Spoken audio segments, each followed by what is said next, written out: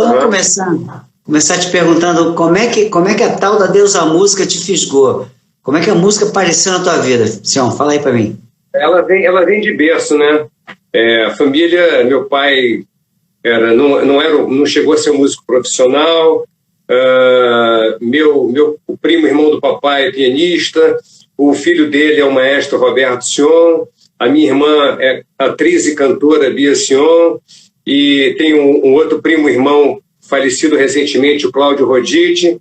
Enfim, temos um DNA musical, entendeu? E desde sempre a música esteve próximo, né? As avós cantando as marchinhas de carnaval, os vizinhos em Copacabana, dos prédios em construção, e aquele som da música sertaneja nordestina, o forró, o baião, e o carnaval perto de casa sempre, né? Porque ainda tinha muitas comunidades, favelas perto, não muito perto, mas que no carnaval elas desciam para Copacabana, para a praia, para os lugares, e a gente, enfim, tinha uma mistura, um melting pot sadio. Então a música sempre esteve presente. E você nunca se interessou, ou talvez eu não saiba, por algum instrumento? Não, eu toquei bateria e percussão. Eu tinha um pequeno grupo, mas começamos a tocar em colégio, e através de tocar em um colégio, no colégio de aplicação aqui do Rio, eu conheci o Zé Rodrigues, conheci o Davi Tigre, conheci músicos, alguns jovens que se tornaram artistas depois, né? E aí foi essa coisa de Copacabana não era um bairro tão grande quanto agora, mas você acabava conhecendo as pessoas, e eu conheci muitas pessoas que gostavam de música, transitavam por música. E aí fui sendo levado para a música através de vários canais, através do meu tio, que me levou para o show de um paciente dele, que era o Zequete, no Teatro Opinião. Aí meu colega de Jacaré de Praia me convidou para ir na casa do Renato César Ladeira, que tinha os Bubbles, Zé Abolha, grandes músicos também. E aí as coisas foram desenrolando e, enfim, estamos aí mordidos pelo vírus. E sempre com esse melting pot musical, né? Muita mistura, né?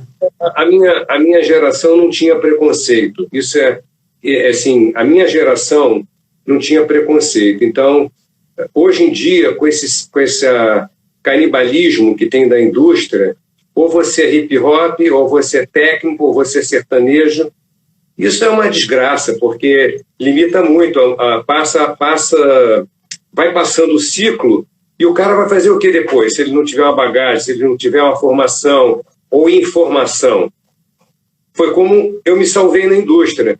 A indústria ficou falida por incompetência da maior parte dos executivos, no mundo inteiro. Depois, pelo fascínio dos milhões, quer dizer, era milhões de nada, né? Quer dizer, antigamente você tinha... antigamente não, ainda existe um mercado muito segmentado. Por exemplo, vou dar o exemplo dos Estados Unidos, que eu olho como padrão. O country music é forte, o rock and roll é forte, o soul music tem um nicho, o western country tem um nicho, e a indústria se rejuvenesce. Hoje estava vendo um teaser de um projeto especial do Metallica, tocado por artistas pop de linha, não tem nada a ver com metal, músicas muito interessantes. Então, assim, tem que ter democracia na música. Se não tiver democracia na música, a música, no país que for, mais nesse sentido, de uma linha só, uma visão só, ela vai acabar matando o mercado, como mataram o mercado brasileiro de música, por um bom momento, entendeu? Mas a gente tem raízes, né? Então sempre revigora. Quando você menos espera, já vem de novo uma outra onda, sabe? Então, é isso. Mas agora é brincar, tentar informar as novas gerações de que o país é um continente e a gente tem um mercado internacional e vamos buscar alternativas de trabalho, né? É isso. Então vamos saudar aqui o Vagão, Wagner Faria está na área, nosso colega. Vaguíssimo, né? Vaguíssimo. Nosso grande parceiro de sempre. Saudades dele. Então, me diga uma coisa, mas quando é que você abandonou as baquetas e olhou para a música de um outro prisma. Olha, vou contar o seguinte, em 71, eu estava numa universidade, troquei para outra universidade para a área de comunicação. E como tinha alguns amigos músicos, a gente tinha um novo instituto de música, que era uma coisa de vanguarda, chamava-se Instituto Vila Lobos, era o Vila Lobos, que não é o Vila Lobos atual, que é uma escola convencional de música aqui no Rio de Janeiro. E era uma escola que agregava pessoas e professores de áreas diferentes. Aí tinha um cara que dava aula sobre semiótica e a música. Aí veio um cara da França dar sobre música eletroacústica, que ficou 6 meses no Brasil, veio a ser Pierre Schaeffer, que é um dos maiores caras de música concreta e eletroacústica do mundo. Aí tinha, enfim, tinha todo tipo tinham pessoas diferentes. E durou 1 ano e meio, 2. Nessa escola, como ela ficava no prédio ali da Uni, era um prédio detonado, que tinha sido incendiado na época da ditadura, eles cederam a escola porque o diretor era o irmão de um general, que era um general muito ligado a artes, né? Então botou o irmão, que era um grande professor de música, o diretor de conservatório, para tentar um projeto musical aqui no Rio de Janeiro. E nesse lugar eu encontrei um amigo, que era um músico, que vinha se chamando Arnaldo Brandão, que era da Bolha, depois ele fez o Brilho, depois ele fez o Hanoi, e a escola estava precisando de recursos. Aí eu combinei com as pessoas, vamos fazer um show. E aí eu juntei alguns amigos da área do pop rock, que tinha na cena, e que estavam frequentando a escola, e fizemos um concerto 2, e aí começamos a trabalhar nesse sentido. Em seguida, já tinha uma ligação, já conhecia também, por conta da ligação com pop, com rock, eu já conhecia o Nelsinho Mota, já conhecia uma série de jornalistas que eram meus colegas de faculdade, e com o Nelsinho me convidou para produzir um grande show no estádio do Remo da Lagoa. E na sequência, ao mesmo tempo, eu dirigi um show do Marcos Valle com o Terço. O pessoal do Terço era meu amigo, o Cantuária e o César de Mercês. Eu juntei os dois, o Marcos tinha voltado dos Estados Unidos, e aí começou a desenrolar uma coisa e outra. E fomos... Você acabou saindo das baquetas, foi passando devagar para a produção musical, conceituação de projetos? Eu passei das baquetas para o bisturi na faculdade de medicina, larguei o bisturi, peguei a caneta na área de jornalismo e comunicação e continuei na caneta, porque não tinha computador, não tinha celular, não tinha realidade da pedra, né? Esse show do Estado de Remo não é o Hollywood Rock, não, né? O primeiro? Não, o Estado de Remo é um concerto chamado Concerto Pirata. Está no livro do Nelsinho, tem vários livros, que eram Os Mutantes, o Terço, a Bolha, acho que tinha o Raul também, não lembro. Depois depois eu levei o Raul para aquele festival que teve em Itacuru, não, peraí, Saquarema. Trabalhei com o Raul, o Menescal me chamou, se eu não queria acompanhar o Raul naquele show de Saquarema, né?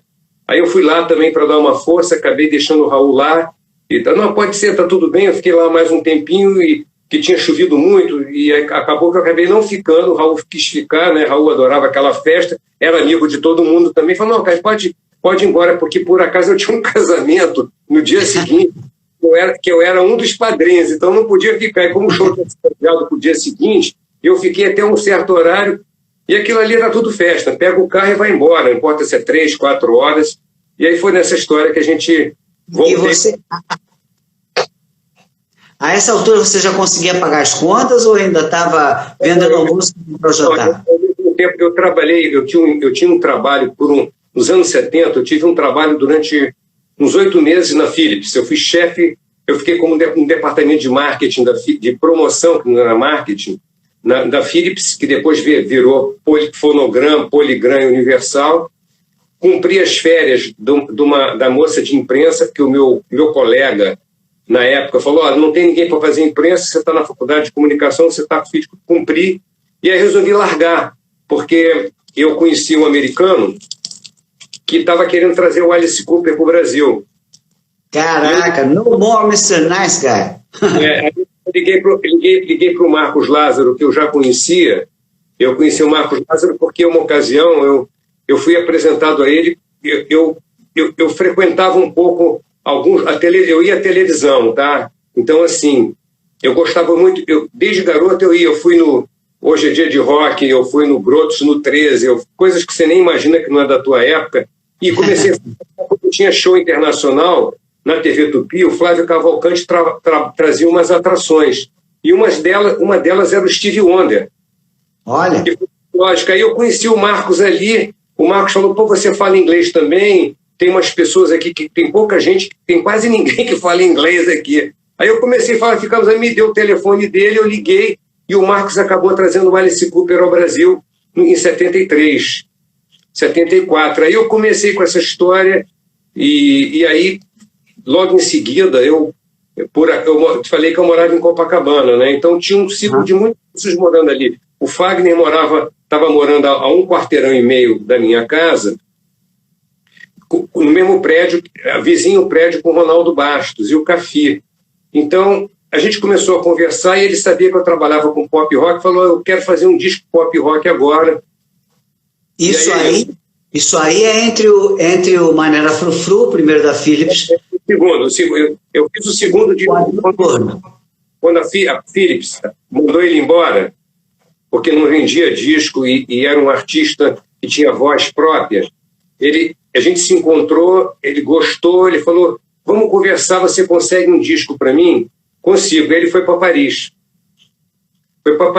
Nesse meio tempo, umas queridas amigas de praia, amiga minha, que vinha a ser a Olivia Byton, cantora, a Elisa e a Rita, são as três irmãs, eram quatro irmãs, enfim, estavam conversando comigo, falando, poxa, meu tio, que é o dono da Continental, gostou do trabalho que você fez com a Alice Cooper, que na ocasião a Warner, a Continental, distribuía a Warner Internacional. A Warner e ele me contratou para fazer um departamento de música lá. Então eu fiz o Fagner, eu fiz um compacto do Ney Matogrosso e Fagner, eu fiz o disco do Bico da Seda e... Peraí, fala devagar, que é muita coisa boa. Esse compacto aí na ponta do lápis e...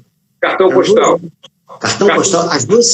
As duas são ótimas, maravilhosas. Foi um acontecimento que pouca gente sabe, né? O Ney, recém-saído do Secos e Molhados, e o Fagner, recém-saído da Philips, fez o compacto. Essa música pouco tocava, cara. Mas é que a rádio era muito fechada na época, e o problema é que a Continental era muito forte em São Paulo, e no Rio era um escritório pequeno. E o Rio de Janeiro era vitrine, porque nós tínhamos aqui rádio forte, tinha o Jornal do Brasil, o Globo, A Última Hora, TV Tupi, TV Globo, TV Manchete, a Manchete estava entrando. Então, assim, nós tínhamos uma força em termos de mídia eletrônica e impressa muito forte. A Veja era muito forte no Rio. Então, tinha muitas revistas. Então, era necessário esse investimento. E a companhia não estava acostumada a trabalhar com o artista nesse perfil ainda. Ela foi começar quando o primeiro disco do Ney Matogrosso solo, que foi espetacular, que era que arrebentou. Mas aí, nessa altura, o Fagner pulou fora, ficou também mais um tempo sem gravar, e acabou meu contrato com a Continental, porque eles resolveram passar tudo para São Paulo, eu não quis ir para São Paulo, e eu já produzia show no Rio de Janeiro. Então, peraí, para a novela um pouquinho aí, porque senão você conta a tua vida toda, eu não safo minhas dúvidas. Eu queria falar um pouquinho sobre Ave Noturna. Ave Noturna é um disco relativamente obscuro. Eu digo relativamente porque quem gosta de Fagner gosta muito desse disco. Eu sou uma das pessoas que adora esse disco. E ele tem uma receita... Deixa eu te interromper. Ele não é totalmente obscuro. Assim, o Maneira Frufru vendeu 2.000 discos. Esse disco Fagner, que era Fagner, chamado Fagner, Ave Noturna, cuja capa é do Carlos Vergara e Bina Foniak, são dois grandes artistas brasileiros de renome internacional, vendeu 25.000 cópias na época em 1 ano e meio.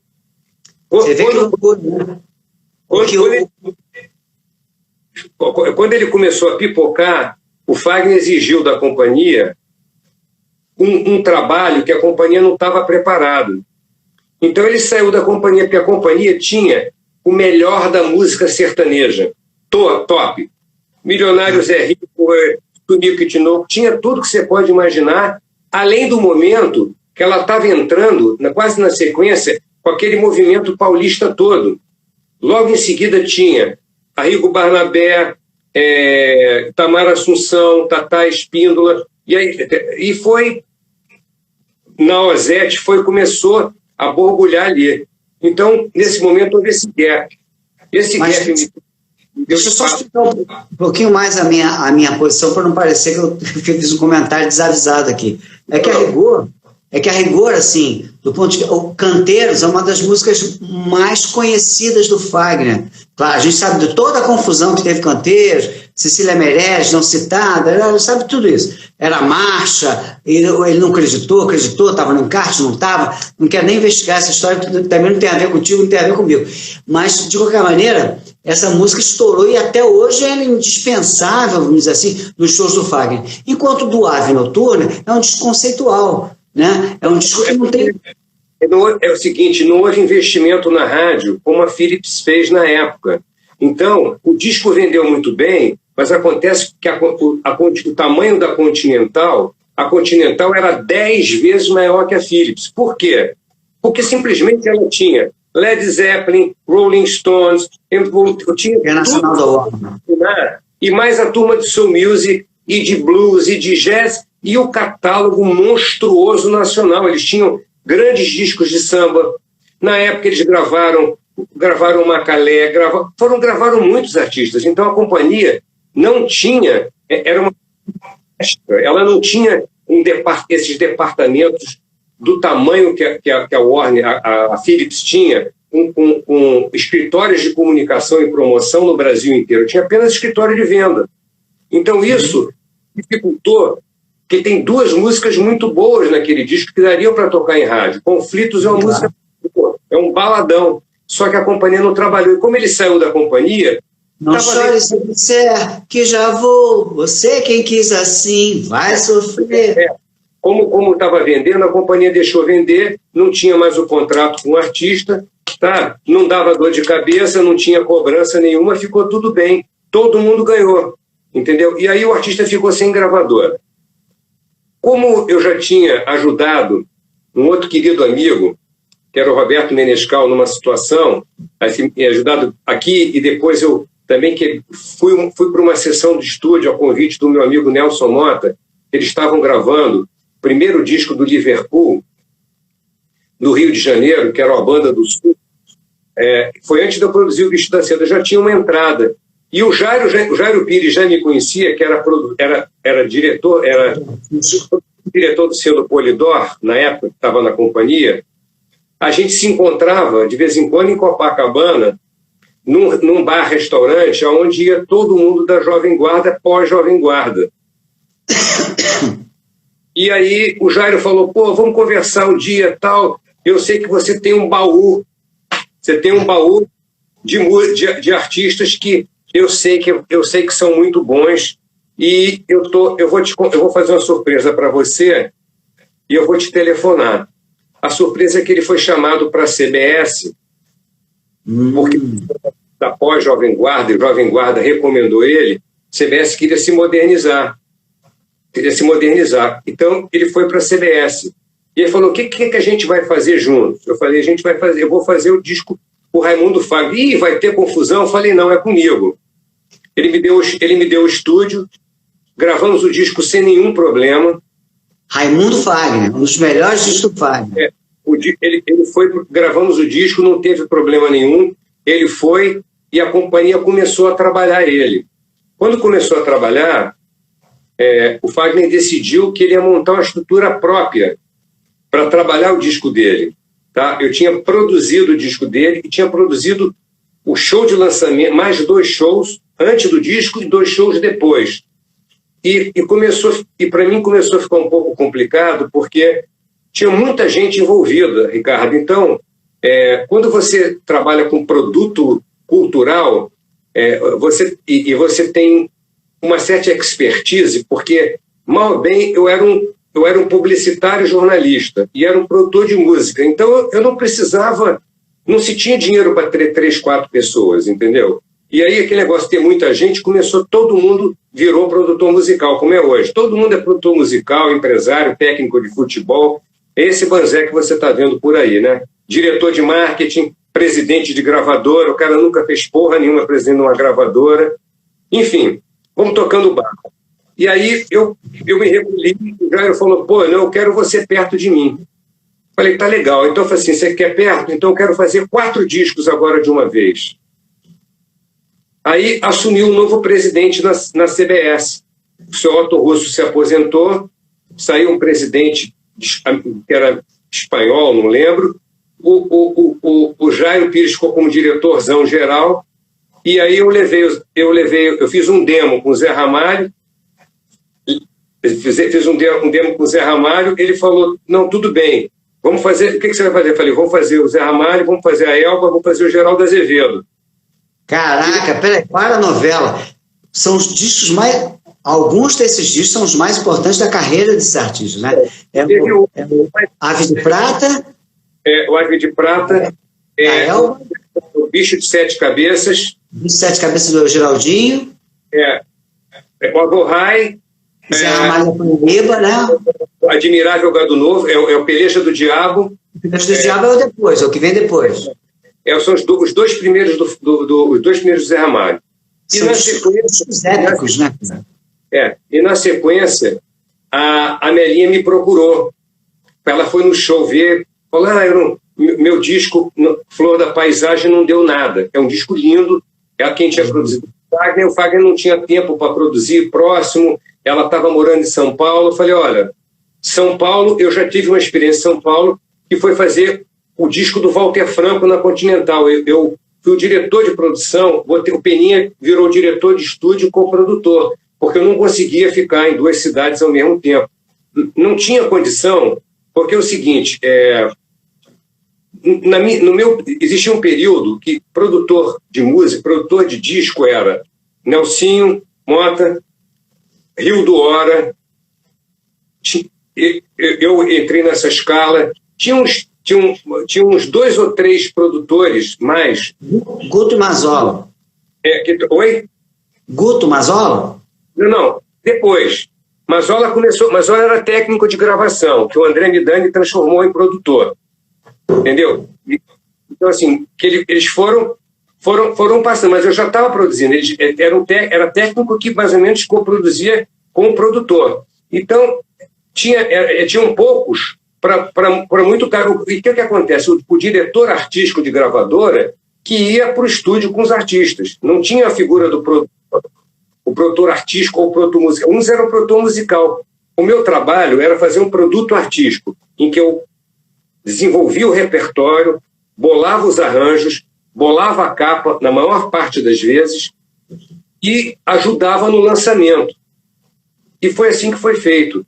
Depois da Melinha, assim, eu fechei um grupo, acabei que eu virei cupido num casamento, os 2 se casaram, e aí daí para frente eu fui investindo mais na coisa de show, já tinha um pé na televisão também, porque o meu amigo Roberto Thalmann ficamos amigos, nos conhecíamos de praia, ele ia muito no Arpoador, no final da tarde, tal, desanuviar, e o Thalmann, o que você está fazendo? Tal, pô, quero ver um show bacana. Eu falei, vai, vou fazer uma temporada no Teresa Raquel. Aí ele falou, não, eu estou afim de fazer com você. Eu não tenho tempo, mas eu vou coproduzir, eu invisto com você. Então a gente fez uma temporada longa no Teresa Raquel, em que eu lancei artistas que eu gostava, que as gravadoras não acreditavam que o teatro, naquela época, o teatro era a vitrine do mercado. Maria Bethânia é o maior exemplo disso. A Maria Bethânia, ela tinha um público monstruoso no teatro, ela começou a vender disco demais e ainda não aparecia muito em televisão, porque ela também se preservou. E eu, vendo o que estava acontecendo, eu estava lotando os teatros.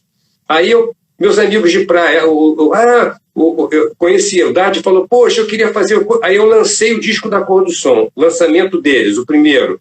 Lancei o do Belchior. Belchior na Continental? Na Continental. Não. Primeiro disco do Belchior na Warner. Quando ele foi para a Warner. Fiz o lançamento. Que tem hora do almoço. Oi? Que tem hora do almoço. Então, assim, aí, o que mais? Aí tem mais outros. Aí fiz o Som Nosso de Cada Dia. Aí isso fui desencadeando. Aí os Novos Baianos, eu tinha já feito Novos Baianos em parceria com Antônio Carlos Fontoura, diretor de cinema, o antológico show que tinha Preta Pretinha, era para iluminar a cidade. Produzi para o Fontoura esse show no João Caetano. E aí as coisas foram se arrumando, e a televisão me trouxe, porque ela não tinha uma pessoa de palco, de show, que pudesse, junto com as pessoas de televisão, que tinham experiência na televisão, pudessem fazer o show na televisão. Entendi. O meu amigo Vaguinho, que está online com a gente, vai lembrar que muitos anos depois, o tal assumiu o Faustão, eu já tinha trabalhado com ele na direção musical do Fantástico. Ele, quando assumiu o Faustão, falou, não, eu quero que você, junto com a minha equipe lá, que tem o Wagner Faria, tem o Danilo Granato, você traz o esquema show na televisão. A gente cria encontros. Eu criei encontros maravilhosos, por exemplo. Eu fiz o Alejandro Sanz com uma atriz que estava despontando na novela. A gente sacou, juntei os dois. Lá eu fiz um encontro em homenagem aos sertanejos, mas fiz o quê? Eu trouxe os pop com os antigos, em homenagem aos grandes sertanejos. Fomos fazendo coisas interessantes, assim, que a televisão permitiu. Mas isso já vinha antes da experiência no Fantástico e depois no Chico e Caetano. Peraí, senhor. Você é jornalista, você tem teu texto. Eu sou Hebe Camargo aqui, eu vou te obrigar a sentar no sofá, isso aí. É que eu estou querendo ir embora logo, de brincadeira. Vai. Tem muita coisa que as pessoas não sabem, e algumas até eu mesmo não sei.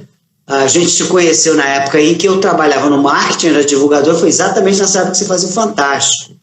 Fantástico e o Chico e Caetano. Então, assim, vamos só recapitular.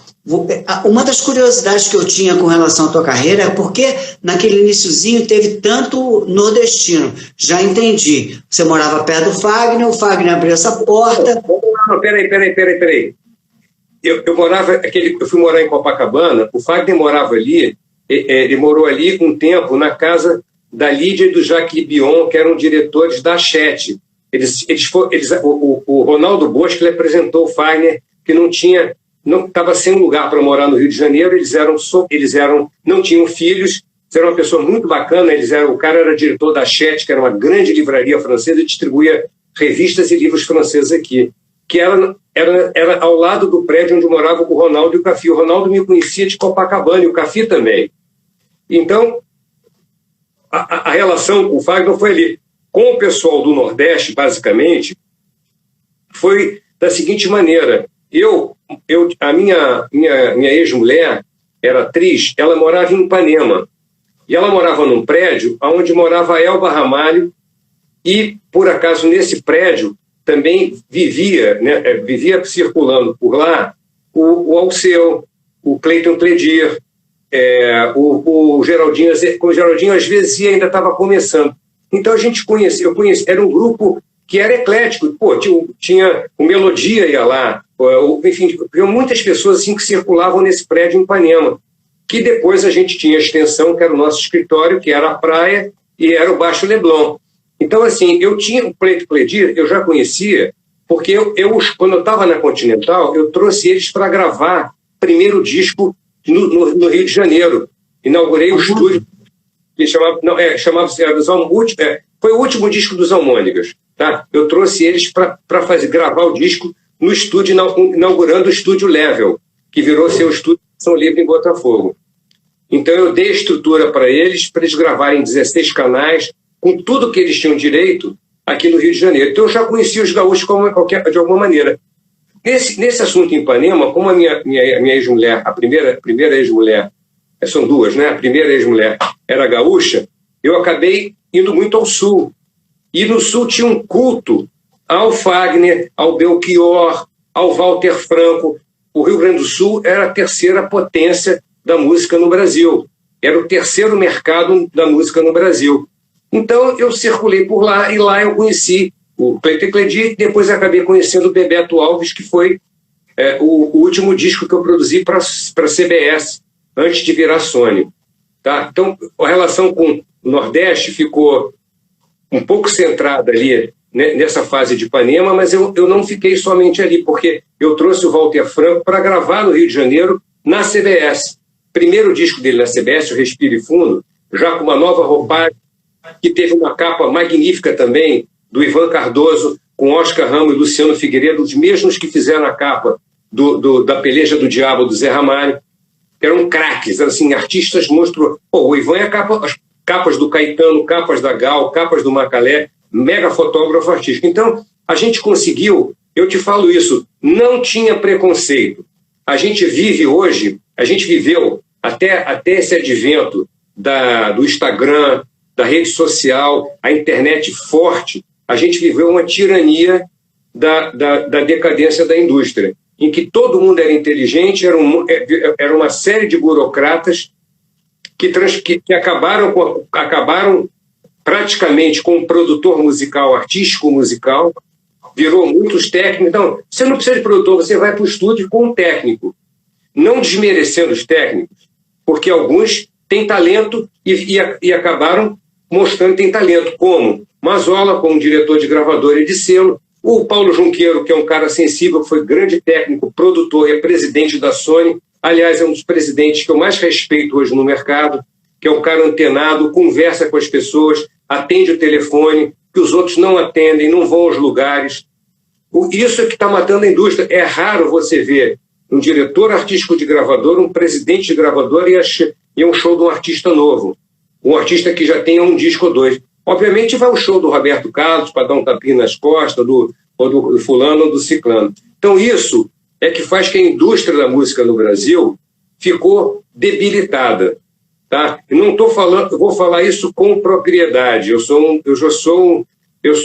eu não preciso mais pedir favor a ninguém. Eu tenho um trabalho no mercado. Se eu achar que eu posso produzir, eu estou aí e vou produzindo. Acabei de produzir agora, fiz 150 anos do Choro, né? O pessoal achava que Choro é uma música menor de botequim.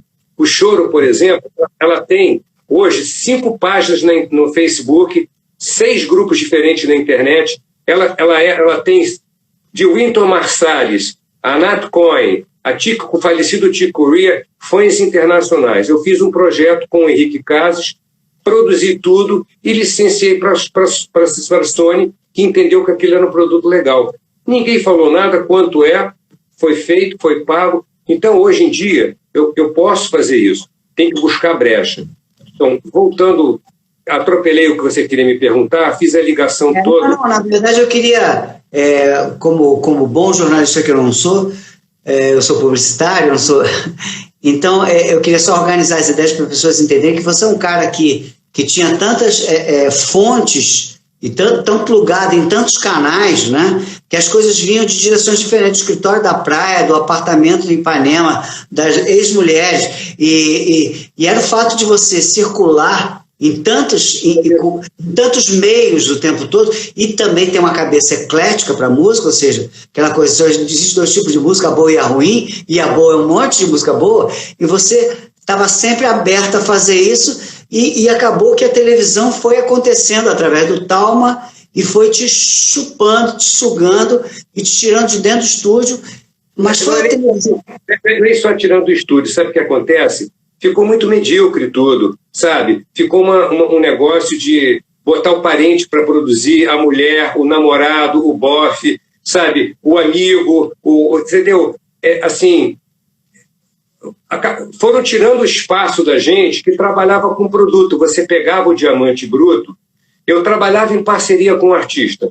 Enquanto o artista entendia que a música era um produto, era um projeto, um produto cultural, e que ela podia ser trabalhada com 4, 6, 8, 10 mãos, você via os antológicos discos da música brasileira. Vou dar um exemplo para você.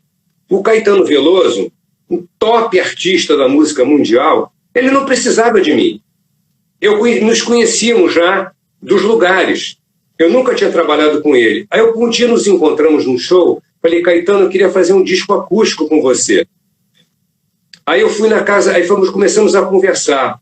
Tal. Aí eu fui fazer Fui fazer um show em Nova York, fui fazer um show do Jobim em Nova York. Fui apresentado, eu tinha uma amiga minha que era vice-presidente da Warner Music. Ela me apresentou algumas pessoas que gostavam de Brasil. Eu comecei a conversar. Chegou um momento que eu falei assim, não estão deixando eu trabalhar no Brasil. E aí eu voltei a Nova York, eu fui fazer um show lá em Nova York, fazer um show se eu não me engano, fui fazer um show do Gilberto Gil, em Nova York. Era um show em Porto Rico, que eu produzi esse show para um festival importante em Porto Rico e levei ele para fazer um show em Nova York. Quando eu estava em Nova York, eu liguei para minha amiga e falei, olha, não estão me deixando trabalhar no Brasil. Porque assim, porque você é muito moderno, você tem que vir morar nos Estados Unidos.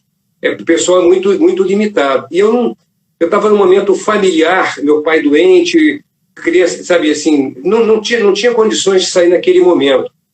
E eu dava muita atenção à família, minhas mulheres no palco, entendeu? Não podia largar ela aqui, porque ela precisava de mim, então eu acabei não indo.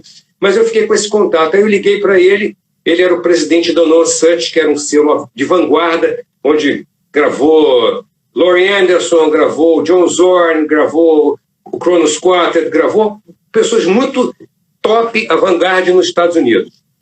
E era um selo do Grupo Warner. Ele falou, e quando é que você vai estar aqui? Eu falei, olha, eu estou indo, o Guilherme Araújo me convidou para ser tour manager do Caetano, eu vou produzir o Caetano em Paris, depois eu vou viajar com ele e vou passar em Nova York. Você vai fazer um show? Eu falei, vou fazer um showcase aqui em Nova York, você vai assistir? Eu vou assistir.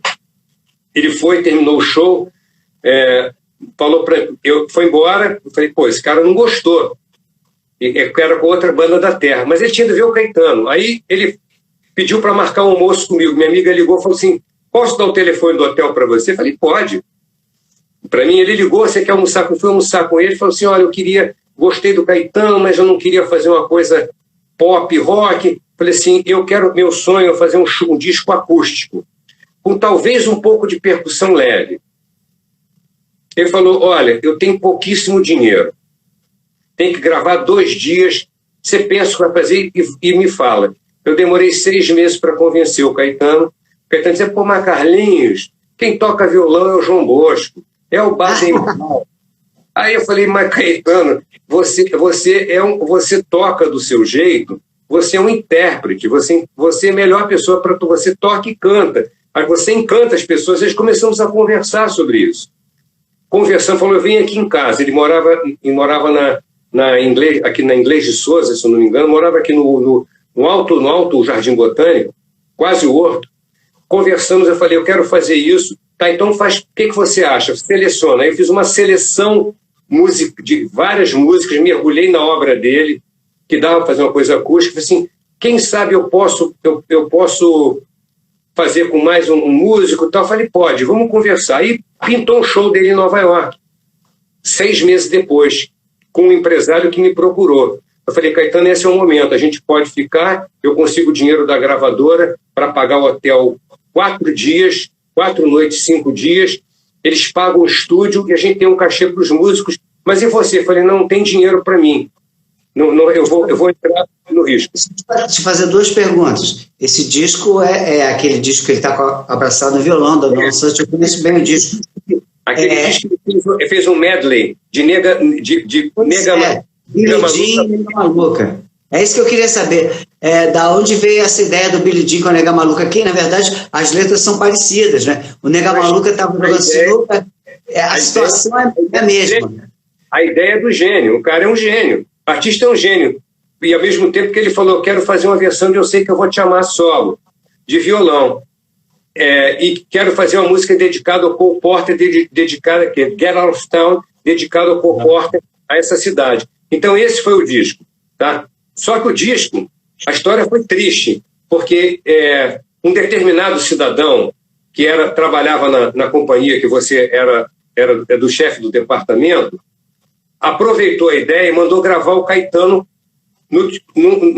pediu para o Guilherme correr e gravar o Caetano no Teatro João Caetano, voz e violão. Gravou o disco Caetano, violão, voz e violão, não deixou, porque o acordo era o seguinte, eu consegui com o presidente da da Polygram, na época, Fonogram, o Cor Van Dyke, que era um cara assim, era um holandês que eventualmente estava fazendo um bom trabalho no Brasil e ia sair do Brasil.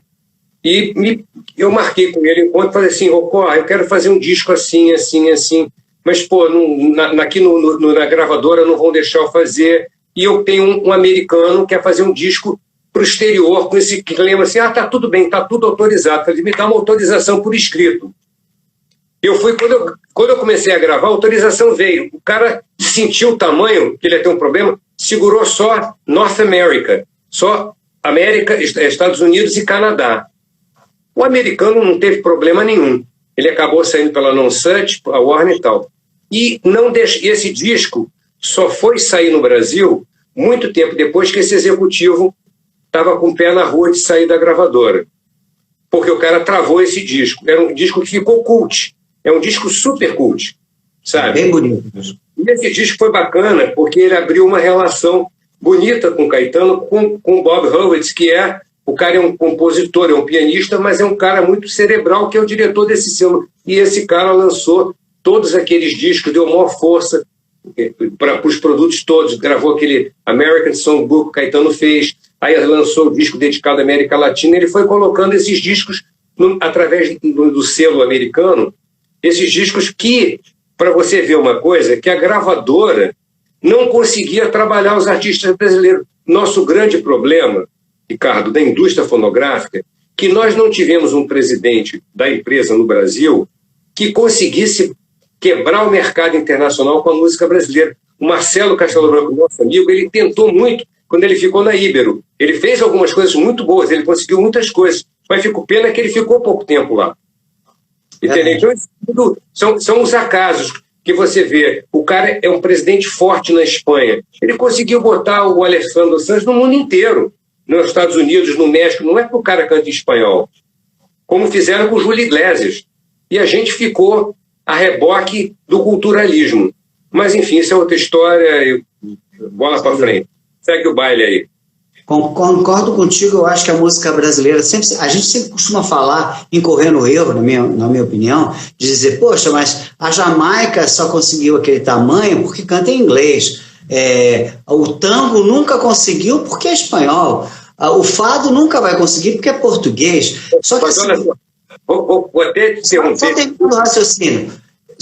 Só que, pô, a gente está falando da música brasileira, você acabou de falar, de um país com dimensões continentais, negro da cultura, um monte de etnias misturadas, dá uma riqueza comparável à dos Estados Unidos. Eu acho que são duas músicas mais ricas do planeta, a brasileira e a americana. Depois as outras estão abaixo. E como é que uma música considerada dessa forma, desse tamanho, não pode vencer o mercado, mesmo cantando em português? Acho que pode. O que faltou é investimento, fé, foco, né? Agora, olha só, a música da Jamaica, ela aconteceu por dois motivos. O primeiro, um produtor americano coproduziu, de férias, que conheceu um jamaicano em Nova York, coproduziu At Hard As They Come, com Jimmy Cliff no filme. Ao mesmo tempo, o dono do selo, que está me faltando o nome, não é Virgin, Island. O Island Record. O Clive, como é o nome dele? Clive Davis. Oi? Clive Davis? Não, o Clive Davis é americano. Bom, o dono da Island Records, ele era branco, jamaicano, de uma minoria branca na Jamaica, que adorava música, então ele construiu um estúdio na Jamaica, ao mesmo tempo que a Jamaica pertence ao Commonwealth, a comunidade britânica.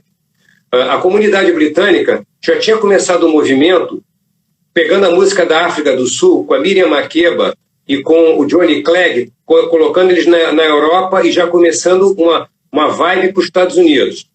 O cara da Island, ele propôs levar os caras para gravarem lá.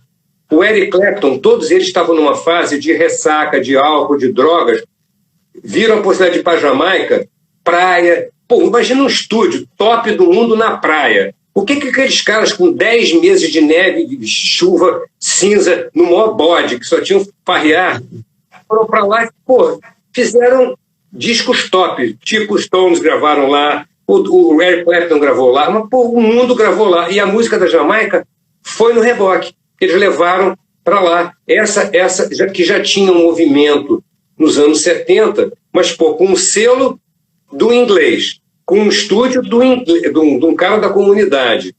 Pô, uma música maravilhosa, você quer o quê? Sim, o Clapton acabou por gravar Shot Sheriff e botou o reggae botou o pé no mundo mesmo.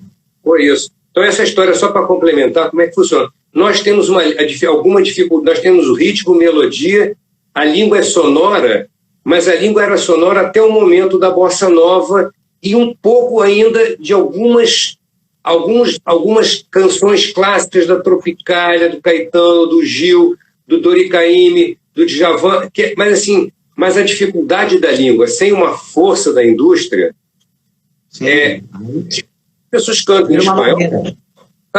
Muitos desses caras cantando em espanhol, Júlio Iglesias, ninguém entendia nada daquilo. É claro que em 30 anos, população que era de 6, 7 milhões de hispanos nos Estados Unidos passou a ser 30 milhões. Isso é um mercado consumidor. É a mesma coisa, pessoal, até o Faustão, que o Wagner sempre lembra, pô, a Bahia não é um estado, é uma gravadora.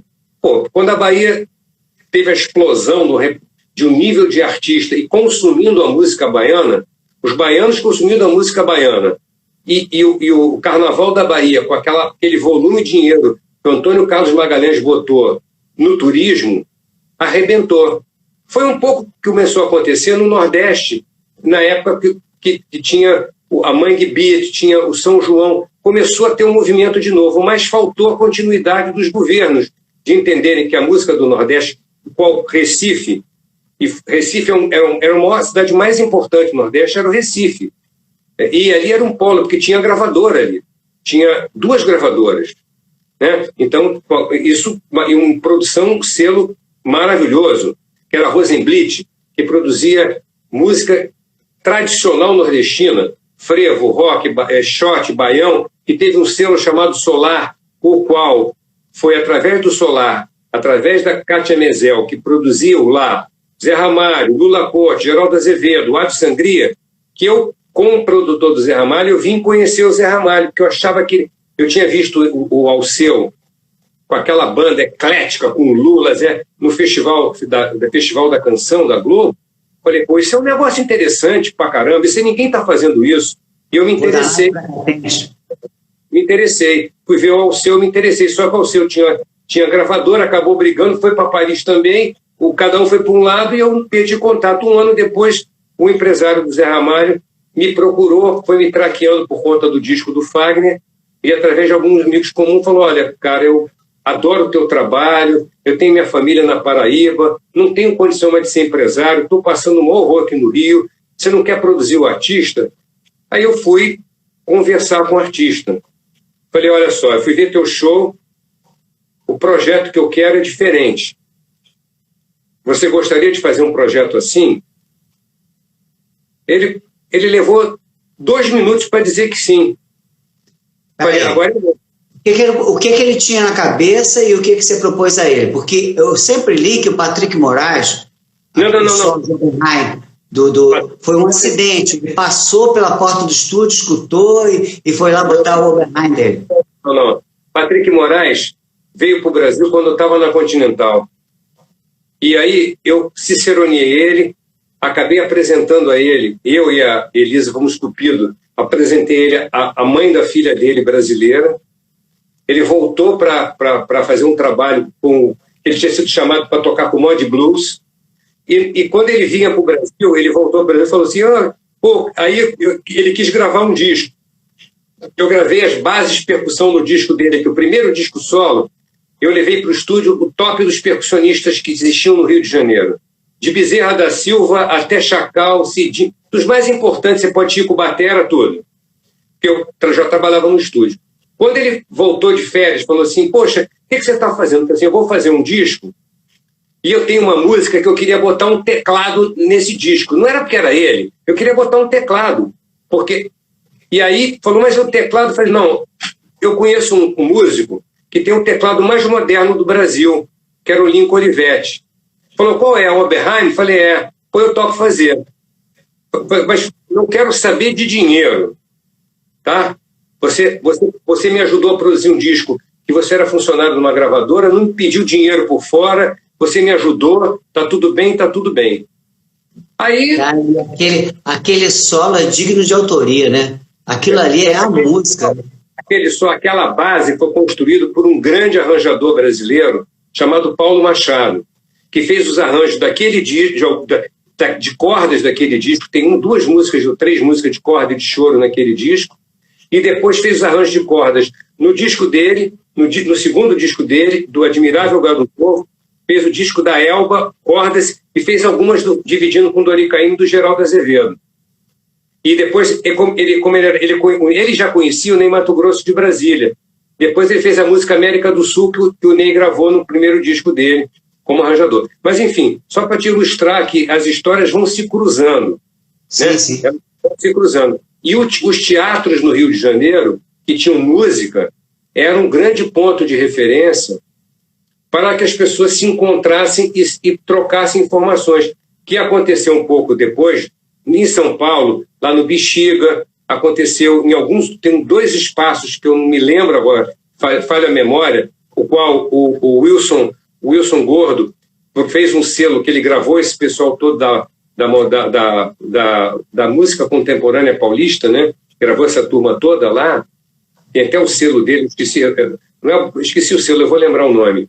Então, que era esse encontro dos teatros, que depois aconteceu no começo dos anos 2000 aqui, no Teatro Sérgio Porto, que o Grupo Novo começou a se encontrar, começou a produzir uma outra música, mas já existiu aquela coisa do pessoal que gravava em casa, fugindo para o mercado alternativo, entendeu?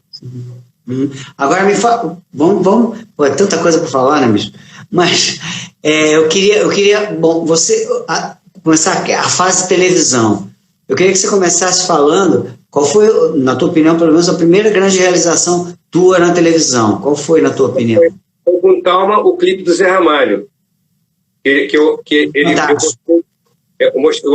mostrei para ele que era Vila do Sossego. Que ele gravou. O Chão de Giza virou um clipe do Fantástico. Então, eu mostrei para ele e falei, isso aqui é cinematográfico. Ele foi gravou em Arraial do Cabo, naquelas dunas, com 2 bailarinas fazendo um negócio. Foi uma coisa aquilo foi impactante quando a música entrou no Fantástico.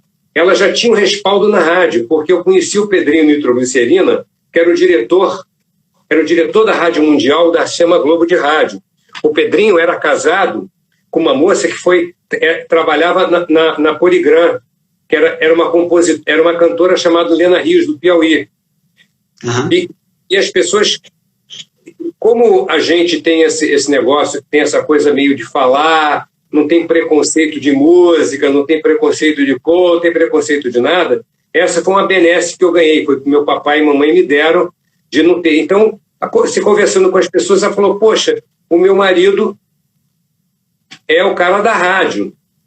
Pô, ele ouviu falar muito de você, que eu falava aqui que você produziu fulano, Beltrano, pô, não quer ir lá conversar com ele? Quando eu cheguei na rádio, estava o Big Boy. Pô, você não sei o quê, bababá. Falei, eu tô aqui, tem um programa e tal. Falou, pô, Pedrinho, esse cara aqui é o cara do rock, não sei o quê. Pô, o cara do rock, eu mostro um negócio, não tem nada a ver, quer dizer, que tem. Quando ele ouviu o negócio, ele falou assim, olha, a companhia tá achando que o disco não vai estourar. Tipo, pô, esse cara é tão louco, isso aqui é um sucesso. Ele botou na rádio 3 vezes, cara, no Sistema Globo. Foi um negócio assim, que o telefone não parar. Aí a CBS acordou. Aí botaram... Que música era? Vila do Sossego, Chão de Giz ou Borracha? A Borracha. Não, foram 4 na sequência. A Borracha não parou de tocar, né? E aí foi esse negócio. A televisão foi o seguinte, eu fui na primeira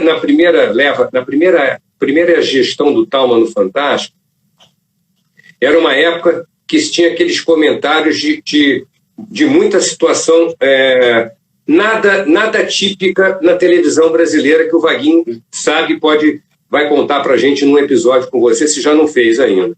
Se falava muito, né?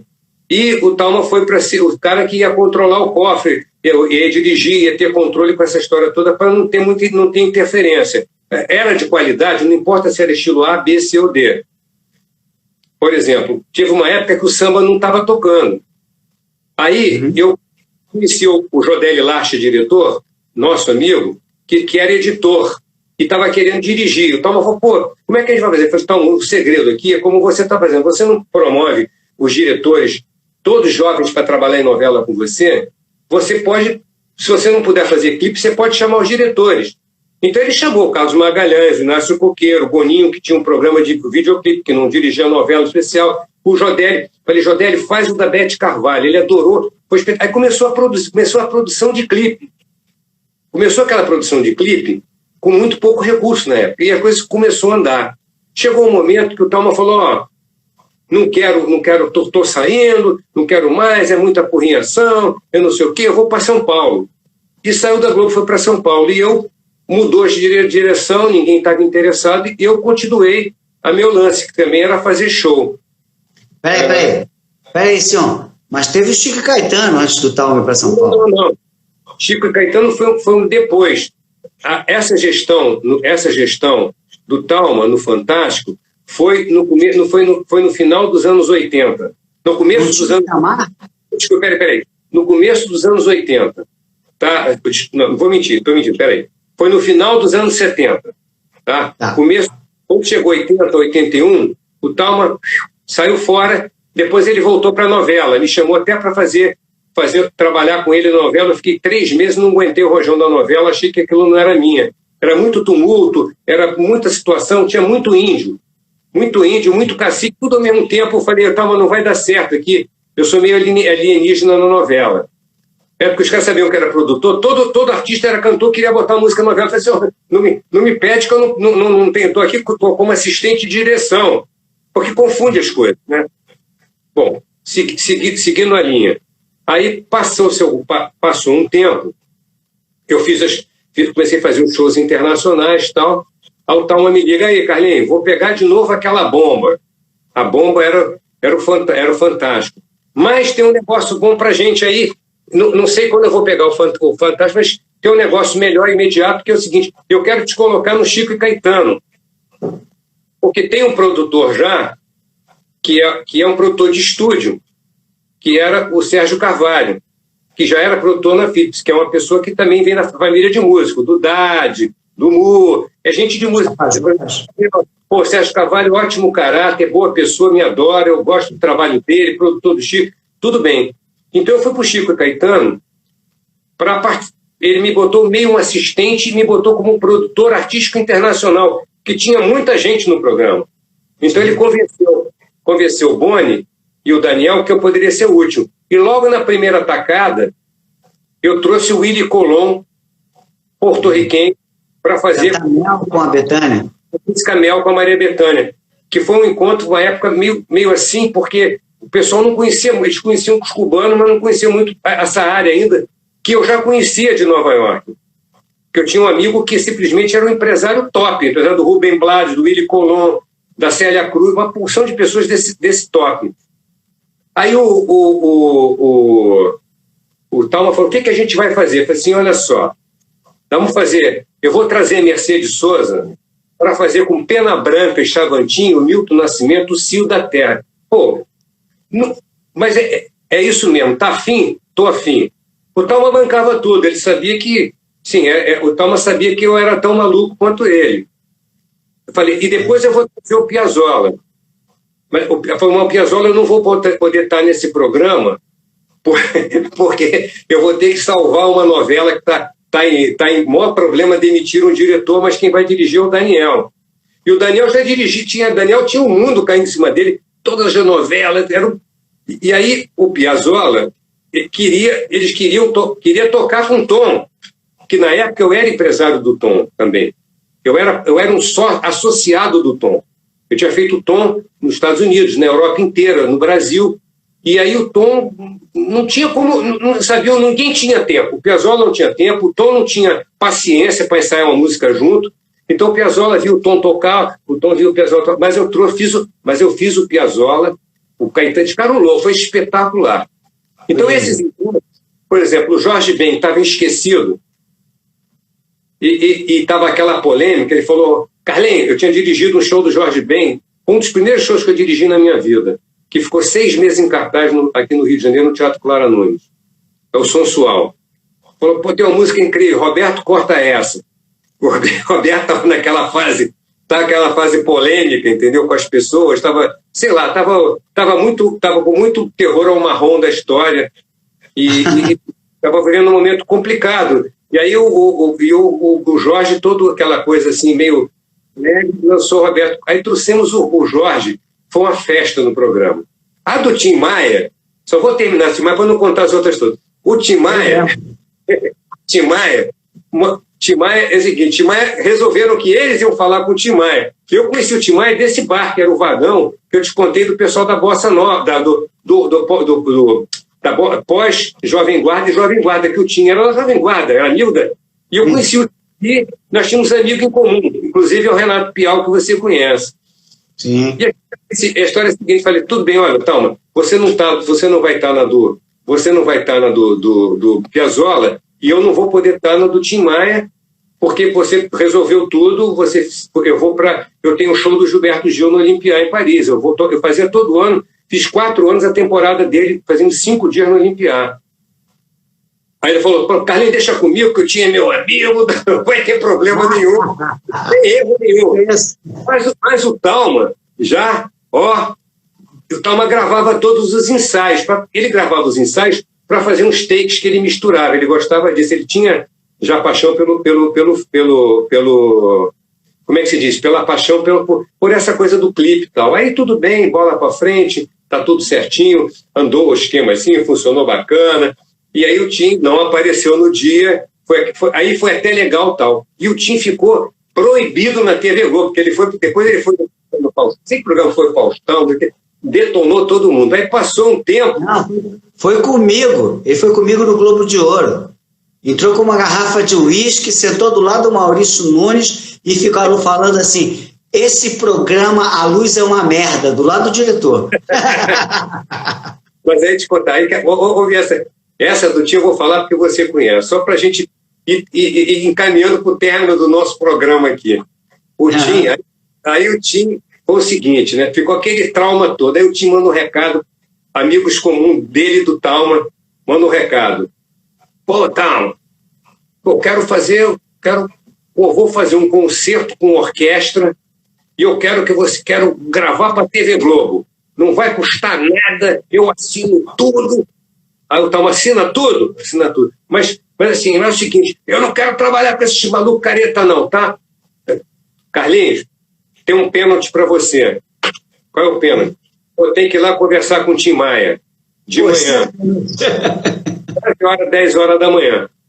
O Tim Maia não sabia, ou não tinha tido ideia, que eu tinha sido o produtor artístico associado à gravação que foi mundial da Tina Turner aqui no Brasil, diretamente do Maracanã. Eu criei a abertura a parte brasileira, eu criei a abertura, e que eu botei a Beija-Flor com ela, e eu fiquei muito amigo do inglês, e eu participei de todo o ensaio, eu fui ao Texas para ver ela se apresentar, então eu vi uma coisa que eu não tinha visto nunca no Brasil. Sabe o que é? O show é sábado. A sexta-feira é o ensaio de som, luz e roupa, como tem que ser. Um show.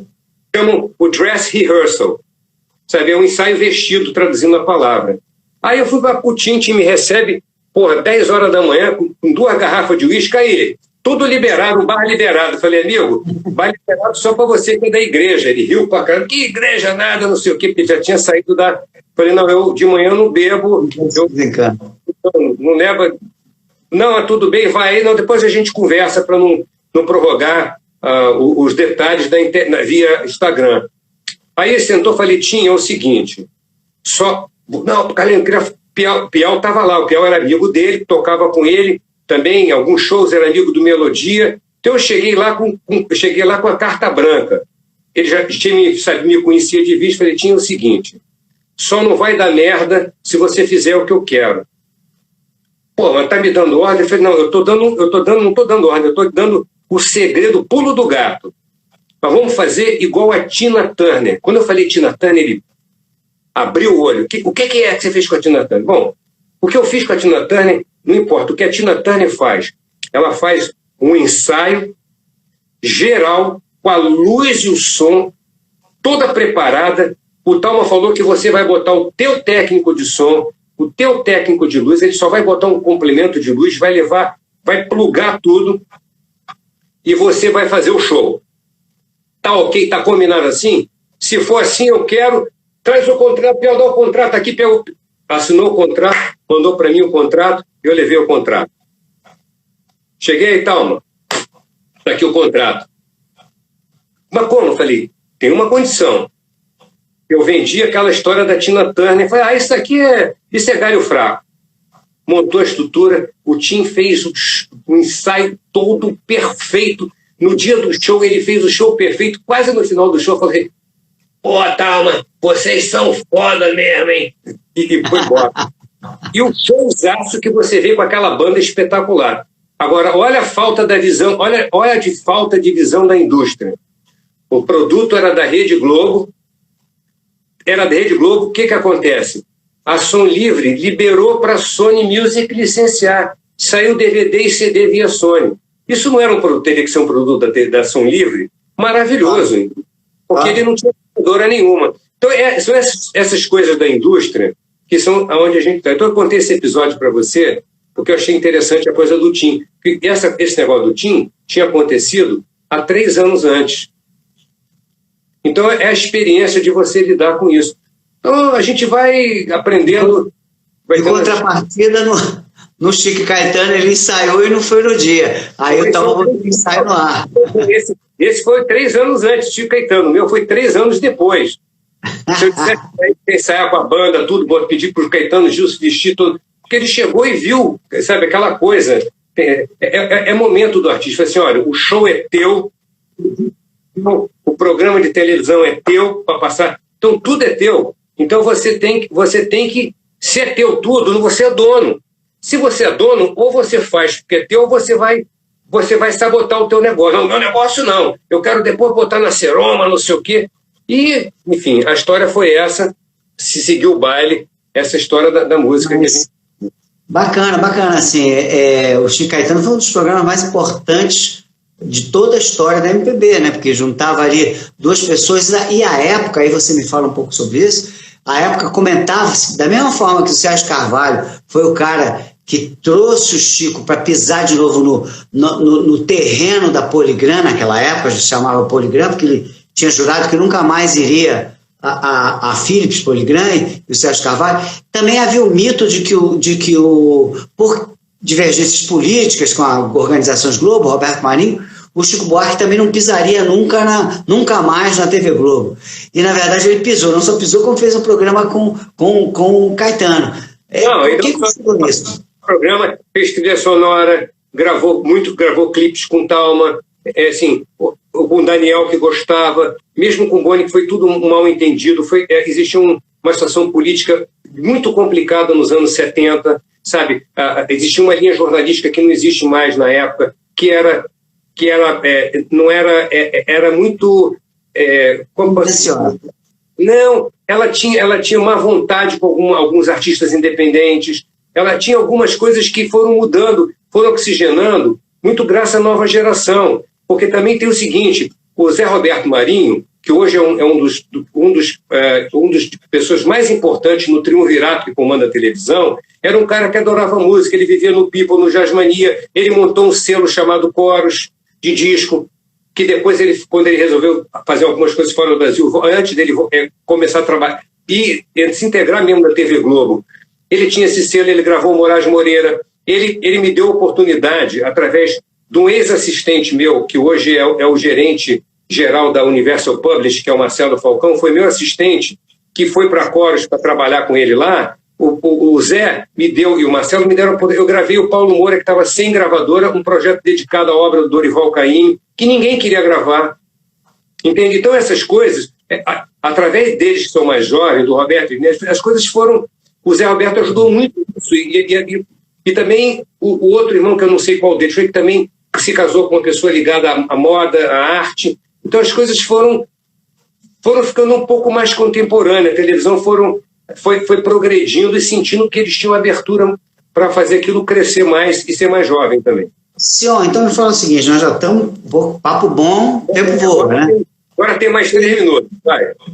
Termina o papo aí falando um pouquinho sobre esse prêmio que você ganhou com o especial do Antônio Brasileiro, enfim, para a gente falar de Tom Jobim para acabar em Berço Esplêndido. Olha só, em 87, 88, esse período, mais ou menos, 87, 88, o Thalma queria fazer o Thalma me liga e diz assim, olha só, a gente queria fazer, eu e o Daniel me deu, como sabe da minha ligação com o Tom, com o negócio de Chico e Caetano, e eu ter ajudado também a trilha sonora O Tempo e o Vento, eu ajudei o Tom a ir para o estúdio com o Paulinho para fazer a música com o Gilberto Braga. Gilberto Braga pediu ajuda, que queria que O Tempo e o Vento, a trilha fosse do Tom.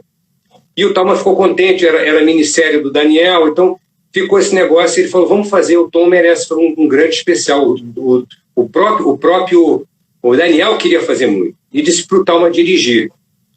E chegou eu e o Marinho escrever.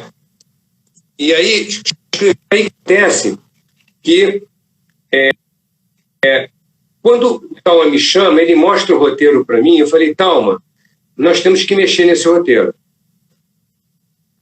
Sim, eu tenho amizade com o Nelsinho, conheço o Nelsinho bem, posso falar com ele, o Euclides é um cara espetacular, se tem experiência com ele, eu vou ter isso. Ele falou para ele assim, o que você acha que a gente pode fazer? Eu falei, nesse especial, eu vou fazer o seguinte, eu vou usar alguns recursos que eu tenho internacional. Então, eu consegui que os Stan Getz fizesse um depoimento ao vivo em Nova York com o Tom. Consegui que o Frank Sinatra gravasse uma locução dedicada para ele, né? E, ao mesmo tempo, eu falei assim, tem 2 momentos importantes que estão faltando nesse programa. Um é o encontro com o Edu, o Chico e o Tom.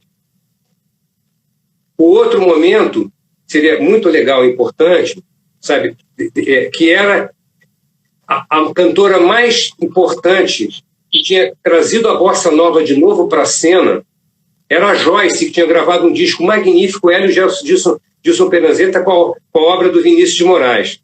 Eu acho que era Negro Demais no Coração, não sei exatamente como era o título perfeito agora. É um disco maravilhoso, tinha saído por um selo pequeno, SPK, que eu acho que a Sony comprou depois, esse selo. Então, meu trabalho foi burilar isso e ir para Nova York para viabilizar esse projeto. Então, eu assinei a produção executiva, musical, praticamente, e artística do programa, que foi bacana, porque isso deu para a gente assim, uma estética internacional. Sabe, o Thalma muito criativo, ele pegou o roteiro, levou para cá, mexeu, fez um negócio. Ele foi os roteiristas, que também eram pessoas cultas pra caramba.